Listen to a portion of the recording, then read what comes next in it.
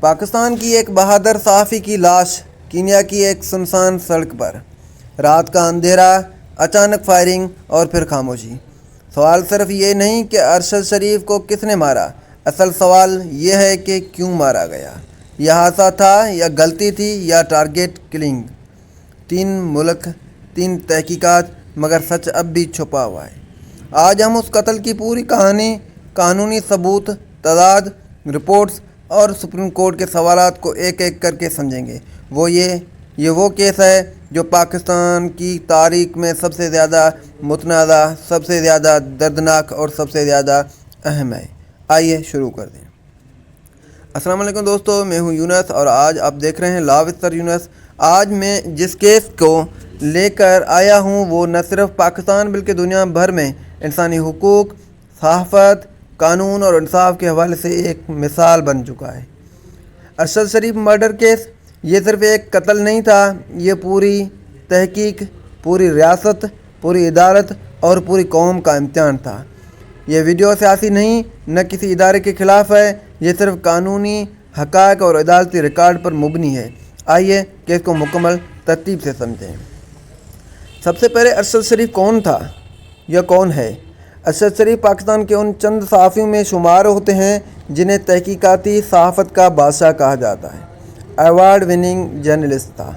Corruption, governance اور human rights پر معروف programme, سخت سوالات پوچھنے کے لیے مشہور، بڑے بڑے حکومتی، سیاسی اور ریاستی اسکینڈل کھولنے کی شہرت۔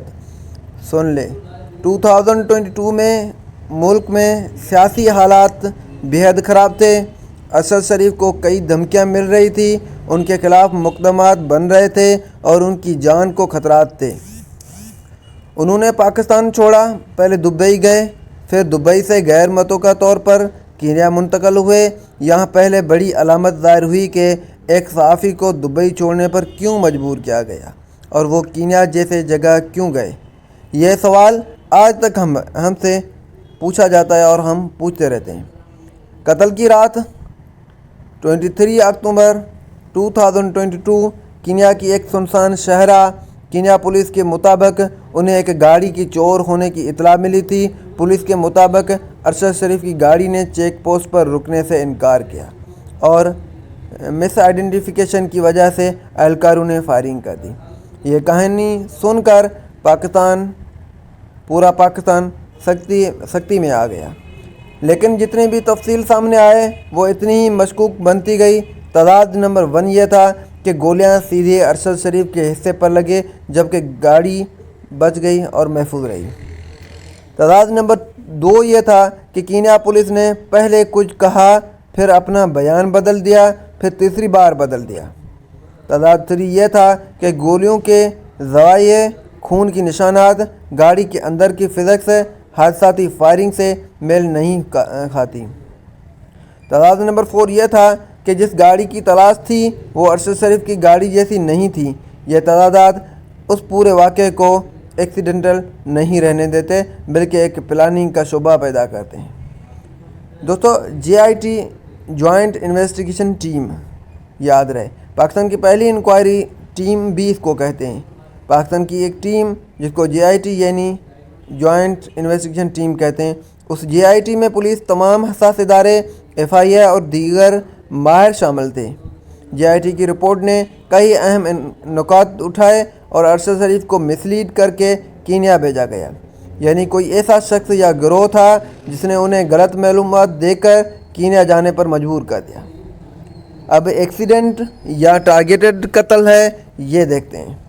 کینیا کی پولیس کی کہانی میں سخت جھوٹ اور تضاد ہے، ایویڈنس ٹیمپر کیے گئے اور ہوسٹ کرنے والے شخصیات کے کردار پر سوالات اٹھے۔ رپورٹ کے مطابق معاملہ غلط گاڑی سمجھنے سے کہیں زیادہ پیچیدہ ہے، اس لیے JIT نے کئی لوگوں کو نامزد کیا، لیکن افسوس کوئی حتمی نتیجہ پھر بھی نہ نکلا۔ کیس جوں کا توں ہی رہ گیا۔ دوستو، سپریم کورٹ کا سو موٹو پاور یا بڑا پاور، دسمبر 2022 پاکستان کے سپریم کورٹ نے اس قتل پر سو موٹو نوٹس لیا۔ یہ فیصلہ تاریخی تھا کیونکہ عدالت نے خود نوٹس لے کر ریاست سے سوال کیا کہ آخر 3 مہینے گزر گئے، تحقیقات کہاں ہیں، हकीकत क्या है। सुप्रीम कोर्ट ने हुकूमत और एजेंसियों से सख्त सवालात पूछे, जिनमें ये कुछ सवाल आते हैं। अरशद शरीफ पाकिस्तान से क्यों निकले, उन्हें किसने दुबई छोड़ने पर मजबूर किया, कीनिया में कौन किसको कहने पर और उन्हें लेकर कौन गया, कीनिया पुलिस की कहानी में तदाद क्यों है, एविडेंस खराब किसने किए, असल मुल्ज़म तक रसाई क्यों नहीं हो रही। अदालत ने JIT को हुक्म दिया कि हर हफ्ते रिपोर्ट दे, सच सामने लाए और कोई रियायत ना करे। सुप्रीम कोर्ट ने बार बार कहा अरशद शरीफ का खून रायगान नहीं जाएगा। ये वो लम्हा था, वो मरहला था जब सारा केस दोबारा पूरे पाकिस्तान की तवज्जो का मरकज़ बन गया।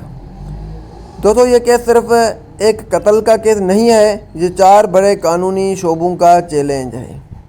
दोस्तों, सेक्शन 302, 109 और 34 इनसे डील करते हैं। अगर ये टारगेट किलिंग साबित होता है तो ये प्रीमेडिटेड मर्डर कहलाता।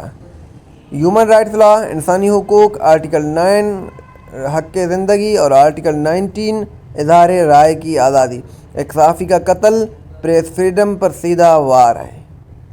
तो ट्रायल का एविडेंस, सबूतों का निज़ाम, पोस्टमार्टम तदाद, गोलियां किस फासले से चले, गाड़ी के अंदर गोलियों की रावे, फिंगरप्रिंट्स, बैलिस्टिक्स, ये सब एविडेंस केस को पेचीदा बनाते हैं। International law, cross border crime, कत्ल कीनिया में हुआ, विक्टिम पाकिस्तानी था, होस्ट दुबई से ताल्लुक़ रखते हैं। ये ट्रिपल जुरिडिक्शन केस है जो दुनिया को कम देखने को मिलता है। दोस्तों, इन्वेस्टिगेशन की प्रॉब्लम, कीनिया की हुकूमत ने नहीं किया, कई गवाह गायब हो गए, कुछ शवाहिद मिटा दिए गए, पुलिस बयानात बदल दिए गए और कुछ किरदार मंजर से ही गायब हो गए।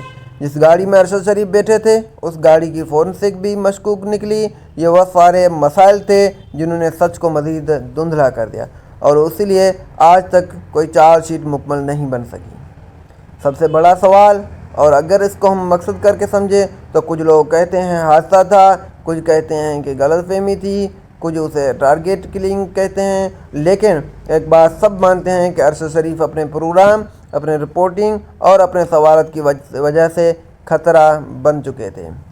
JIT रिपोर्ट के मुताबिक उन्हें मुसलसल धमकियां मिलती रही, वो दुबई से भी गैर महसूस करने लगे।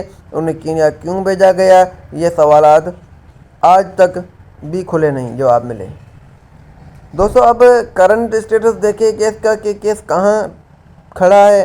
तो 2023 और 2024 में इस केस पर मुतअद्दिद पेश